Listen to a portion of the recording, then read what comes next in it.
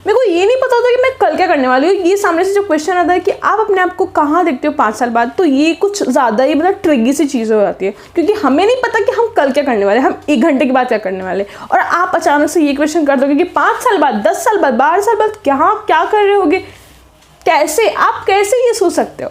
तो जो great peoples होते हैं ना, मिलेनियल्स होते हैं ना, जो लोग, वो लोग ना अपने आने वाले 1 हफ्ते के बारे में सोचते हैं। आप अपना 1 वीक मतलब 1 हफ्ता आप किस तरीके से बनाओगे, लाइक क्या क्या उसमें चीज़ें करोगे, प्रोडक्टिव चीज़ें जो आप। तो हमें भी ऐसे एक इंसान के बारे में पता होता है जो अपने फ्यूचर को लेकर बहुत ज़्यादा चिल रहता है, जिससे किसी भी चीज़ की कोई टेंशन नहीं होती, जस्ट बिकॉज इसलिए नहीं कि उसने सारी चीज़ें फिगर आउट कर लिया, जस्ट बिकॉज इसलिए कि वो अपने सिचुएशंस को अच्छे से हैंडल करना जानता है। वही दूसरी तरफ हम अपनी सिचुएशन को अच्छे से हैंडल नहीं कर पाते। हमें ऐसा लगता है कि यार पता नहीं मेरे लाइफ में सब कुछ बुरा क्यों हो रहा है, लाइक मैं कुछ अपनी लाइफ में कर भी पाऊंगा कि नहीं।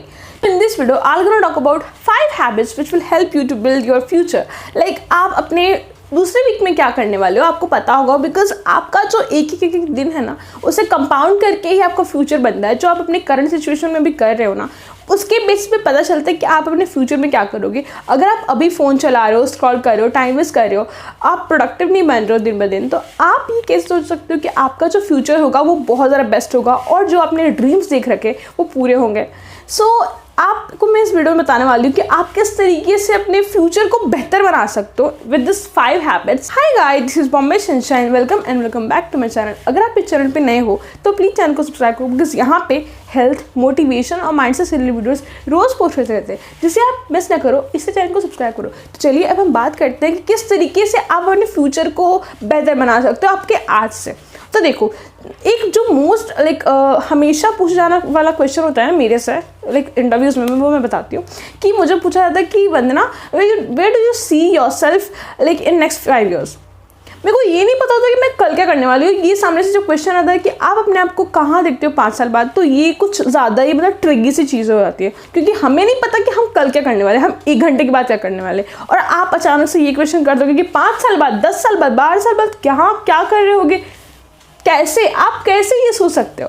तो जो ग्रेट पीपल्स होते हैं ना, मिलेनियल्स होते हैं ना, जो लोग, वो लोग ना अपने आने वाले 1 हफ्ते के बारे में सोचते हैं। आप अपना 1 वीक मतलब 1 हफ्ता आप किस तरीके से बनाओगे, लाइक क्या क्या उसमें चीज़ें करोगे, प्रोडक्टिव चीज़ें जो आपके लिए हेल्पफुल है, जो आपके लिए बेनिफिशियल है। कहाँ कहाँ आपको मीटिंग्स के लिए जानी है, कहाँ कहाँ आपके फ्रेंड्स से मिलना है, कहाँ कहाँ आपको कौन से विजिट करनी है। तो आपको सारी चीज़ें ना एक गूगल कैलेंडर हो गया या फिर कहीं पर भी नोट डाउन रखना है, कुछ भी करके आप ये सारी चीज़ें खुद के पास रख सकते हो, सो दैट आपको पता चले कि हाँ मेरे को ये वाले वीक में ना मुझे ये काम कंप्लीट करना है। एनी हाउ, क्योंकि ना हम ये सारी चीज़ें सोचते ही नहीं हो, जिसकी वजह से ना हम हमारे बहुत ज़्यादा मतलब भारी भरकम सा काम आ जाता है, फिर हम थक जाते हैं। ओ माय गॉड, ये तो पूरा ही नहीं हो पाया, तो जिसकी वजह से ना परेशान हो जाते हैं। तो आपको ऐसा नहीं करना है, आपको ना अभी से स्टार्ट करना है कि हाँ मैं जो नेक्स्ट वीक होने वाला है ना, मैं ये सारे टास्क वो सब मैं कंप्लीट कर लूँगा। Now our second habit is divide your task in bifurcate things. अब देखो इसका मतलब क्या है, आप ना जो छोटे छोटे काम जो डेली वर्क्स करते हो ना, जिसमें आपके एफर्ट्स लगते हैं, जिसमें आपकी ब्रेन पावर लगती है,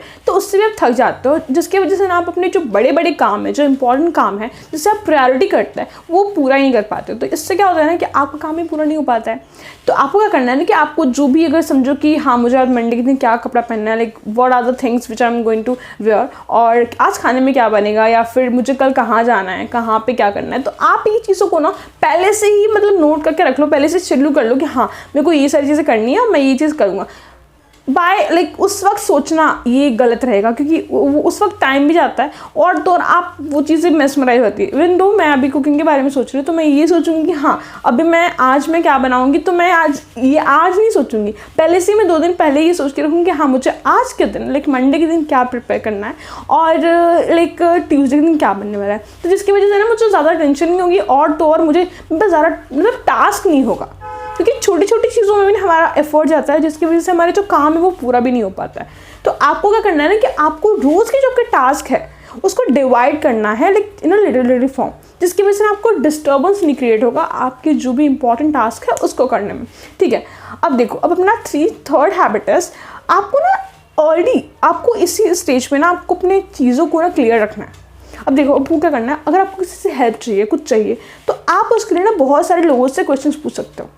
हमें क्या होता है ना कि हमको कुछ चाहिए होता है, हम उसके लिए पूछेंगे नहीं, we don't ask for help.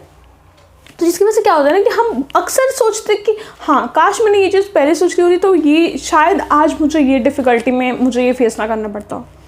मैं अगर यही चीज़ें पहले सोच लिया होता मैंने तो शायद ये चीज़ें नहीं हुई होती। तो हम ना हेल्प नहीं मांगते, हमको हेल्प मांगने में शर्म आती है। Ask for help as early as possible, because हमें एक होता है कि हाँ अभी मैं कुछ पूछ लूँगा या फिर ये काम हो जाएगा तो मेरे को ये सही नहीं लगेगा।